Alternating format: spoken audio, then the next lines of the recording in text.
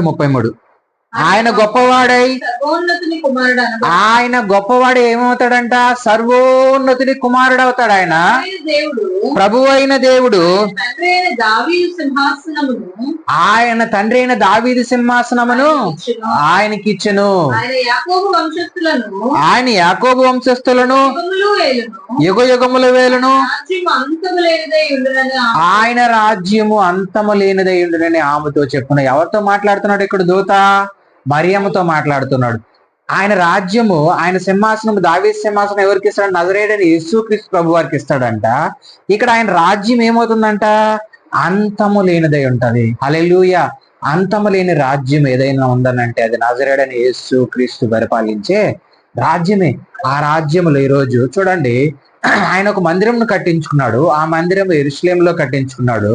కానీ అదే మందిరమును ఆయన ఏం చేశాడు? మళ్ళీ పాడు చేశాడు. కానీ ఇక్కడ ఈయన ఈ లోకములో ఉన్న పాడైపోయిన ప్రతి ఒక్క మనిషిని, పాపిని బాగు చేయుటకు, ప్రతి ఒక్క పాపిని రక్షించుటకు నజరేయుడైన యేసు క్రీస్తు ప్రభు వారు విడవకూడని భాగ్యం విడిచి, పరలోకం విడిచి భూమి మీదకు పరిశుద్ధాత్మ ద్వారా మరి అయిన తల్లి గర్భములో ఆయన జన్మించి ఆయనకి ఆ దూత చెప్తూ ఉన్నాడు ఏంటనంటే, ఇక్కడ ఆయన గొప్పవాడే ఏమవుతాడంట? సర్వోన్నతుని కుమారుడు.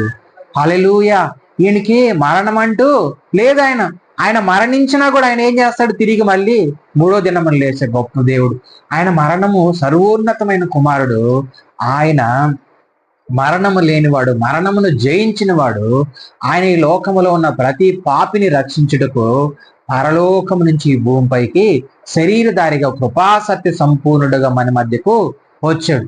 ఎందుకనంటే ఆయన పరిపాలన చేయుటకు, ఆయన పాపిని రక్షించుటకు, పాపములో ఉన్న ప్రతి ఒక్కరిని ఆయన రక్తముతో కడిగి ఆయన పరిశుద్ధమైన మార్గములో నడిపించుట కొరకు తండ్రి అయిన దేవుడు తన కుమారుని లోకానికి పంపించాడు. ఈరోజు మనం జ్ఞాపకం చేసుకోవాల్సింది ఏంటంటే ఇంకొక మాట కూడా ఉంటది ఇక్కడ. చూడండి ఒకసారి, మార్కు సువార్త 1:11.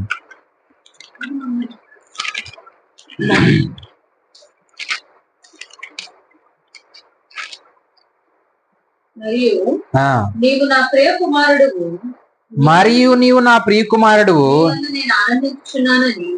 నీ అందు నేను ఆనందిస్తున్నానని ఒక శబ్దము ఆకాశము నుండి వచ్చును. ఈ సర్వోన్నతమైన కుమారుడు, ఈయన రాజ్యం అంతమలేనిది. కానీ ఇక్కడ చెప్తూ ఉన్నాడు, ఎప్పుడు చెప్తున్నాడు అంటే ఈయన బాప్తిసం పొందిన వెంటనే ఇక్కడ ఒక మాట, మరియు నీవు నా ప్రియ కుమారుడు, నీ అందు నేను